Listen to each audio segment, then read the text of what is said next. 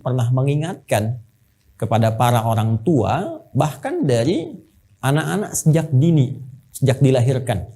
Ya, Nabi menyampaikan, ini sangat populer sekali. Hadisnya sudah viral. Ya, kullu mauludin yuladu 'alal fitrah, fa abawahu yuhawwidanihi au yunassiranihi au yumajjisanihi. Ya, setiap anak itu terlahir dalam keadaan fitrah, cenderung untuk beragama, mencari Tuhan yang benar, diberi petunjuk oleh Allah lewat nabi, rasul, kitab suci, para ulama, kemudian juga cenderung pada kebenaran. Cuma persoalannya dalam pencarian itu, dalam ikhtiar itu, dalam interaksinya, fa'abawahu, maka lingkungan di sekitaran dia.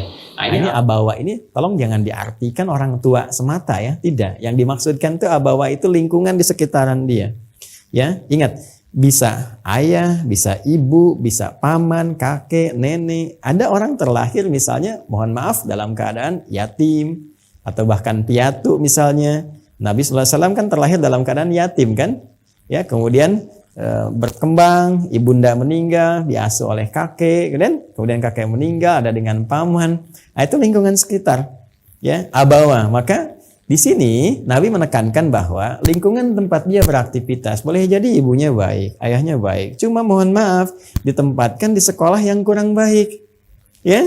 Mohon maaf sebesar-besarnya. Di rumah itu diajarkan sholat, kan? Diajarkan baca Quran, bahkan dipanggil guru ngaji. Tapi Anda menyekolahkan anak Anda di tempat yang tidak pernah mengajarkan sholat. Di tempat yang tidak pernah menanamkan kecintaan pada Al-Quran. Sekarang bagaimana anak Anda menjadi soleh, tapi Anda menyekolahkan dia di tempat yang tidak soleh. Walaupun gurunya namanya Pak Soleh misalnya, guru matematika. ya, itu tidak akan pernah menghasilkan apa yang diharapkan.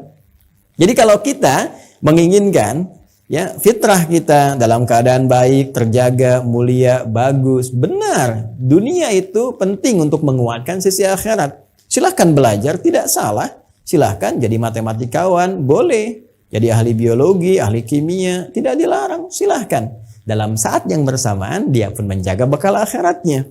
Bagaimana sholatnya tetap bagus, bagaimana bisa menghafal Al-Quran dengan baik, bagaimana membangun kedekatan dengan Allah Subhanahu wa Ta'ala. Jadi, secara cepat dan singkatnya adalah Nabi memberikan isyarat hati-hati dengan lingkungan. Bukan hanya sekolah, tempat kerja teman-teman, coba lihat sekarang. Ya, Anda menginginkan sholat, pengen rajin sholat, kan? Anda menginginkan dekat dengan Quran, tapi Anda sendiri bahkan menjadi pelakunya. Membuat misalnya, ya mohon maaf sekali, lapangan usaha yang justru menghilangkan kesempatan Anda untuk menunaikan sholat dengan baik. Ya, Anda pengennya meningkatkan sholat dengan bagus, kuat, saya pengen tahajud, tapi beban pekerjaan Anda menjadikan Anda sering begadang misalnya. Ya larut terus, sehingga nggak punya waktu. Terkikis waktunya, tereduksi waktunya untuk menunaikan ibadah-ibadah yang lainnya, sehingga berpengaruh ya dalam kehidupan. Nggak sempat tilawah Al-Quran, nggak sempat untuk bangun malam, bahkan yang paling fatal juga nggak sempat perhatian kepada keluarga misalnya, nggak bisa monitor. Demi apa? Ini lingkungan kan bisa lingkungan pekerjaan, ya bisa pergaulan dan sebagainya. Jadi ini yang paling pokok yang pertama, yang menyebabkan bisa melemahnya kondisi iman atau amal soleh seseorang adalah di lingkungan mana dia beraktivitas. Ini poinnya. Ya, hati-hati. Nah, kemudian lingkungan ini nanti secara spesifik akan dirinci.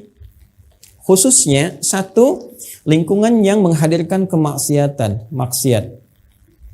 Ya. Maksiat itu istilah yang dikhususkan untuk segala hal yang bertentangan dengan ketetapan Allah Subhanahu wa Ta'ala dan Rasul-Nya. Yang paling gampang, segala hal yang tidak disukai, tidak diridhai oleh Allah dan Rasul-Nya. Maka ketika berlawanan dengan itu disebut maksiat namanya. Ya, nah, coba teman-teman lihat di lingkungan mana beraktivitas yang kadang-kadang tanpa sadar ya menghadirkan perangkat-perangkat maksiat. Ya. Mohon izin sekali kita turunkan lingkungan kita berinteraksi ya di sekitaran kita dulu, hadirkan benda-benda, jangan keluar rumah dulu, jangan jauh-jauh dulu. Karena sekarang kan singgungan dengan dunia digitalnya cukup kuat, cukup tinggi. Kalau kita bawa ini misalnya lingkungan ke lingkungan digital, masuk ke media sosial, ya ke sosial media misalnya. Nah ini, coba teman-teman cek apa yang dilihat, apa yang didengar, apa yang diikuti, ya yang di follow dan sebagainya. Jangan-jangan, mohon maaf sekali, hal-hal yang kemudian diikuti, pekerjaan-pekerjaan, pengaruh-pengaruh dari lingkungan yang sering kali diikuti ini, apalagi dalam bentuk satu, contohnya media sosial saat ini, itu yang mendekatkan kepada maksiat, apa yang Allah nggak suka, Rasul nggak ridha. Sehingga dengan itu, ya terjadi hukum kan saling bertentangan, di fisika juga begitu kan, tidak menyatu. Ya kan kalau kita ambil, segala hal kan selalu berlawanan. Ya, di Quran surah 51 Az-Zariyat ayat 49, wa min kulli syai'in khalaqna zawjaini la'allakum tadhakkarun. Dan segala hal itu kata Allah, aku ciptakan berpasangan, berlawanan supaya engkau sadar cuma aku yang tidak punya pasangan kata Allah. Yang esa hanya Allah.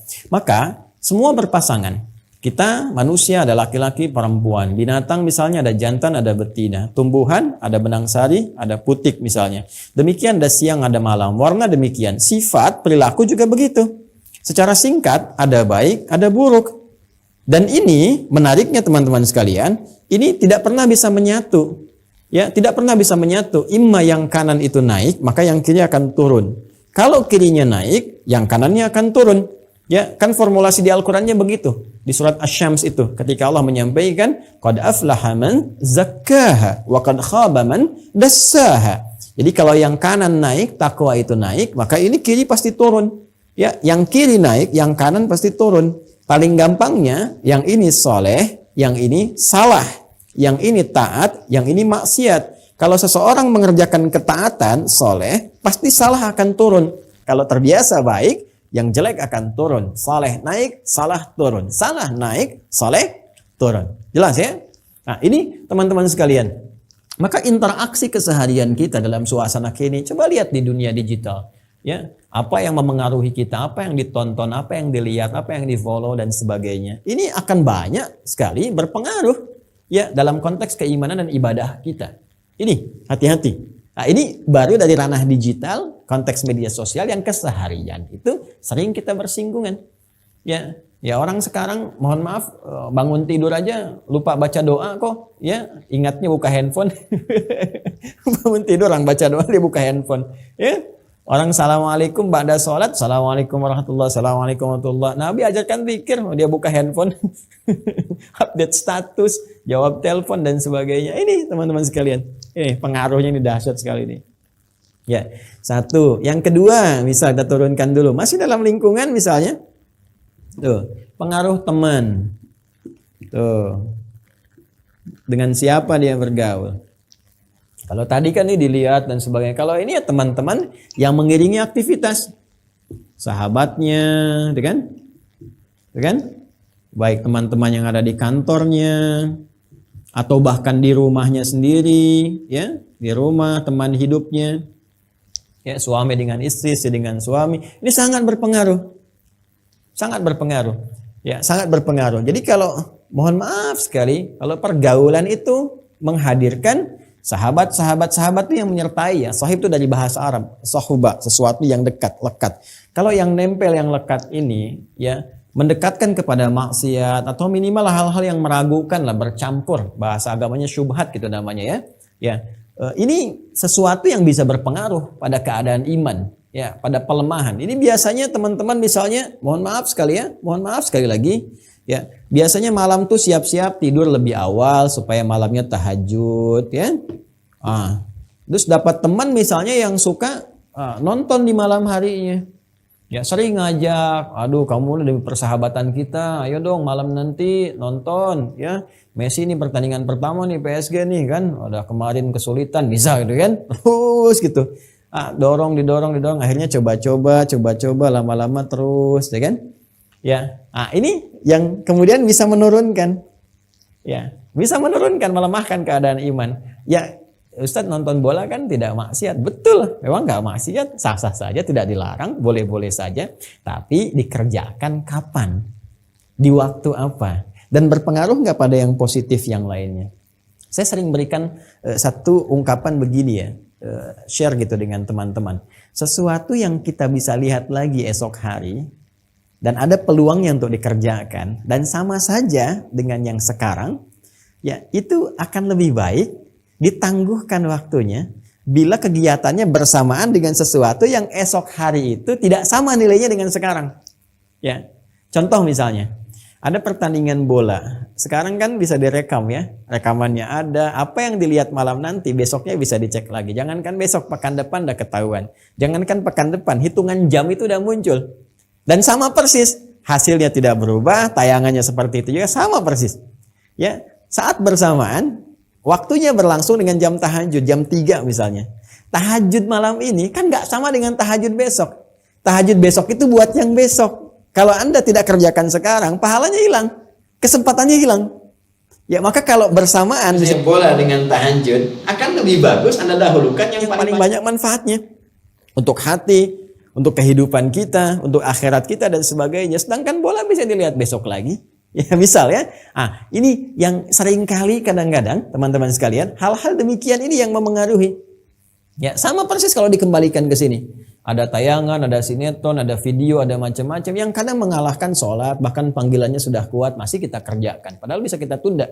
Ini yang bisa menyebabkan futur salah satunya.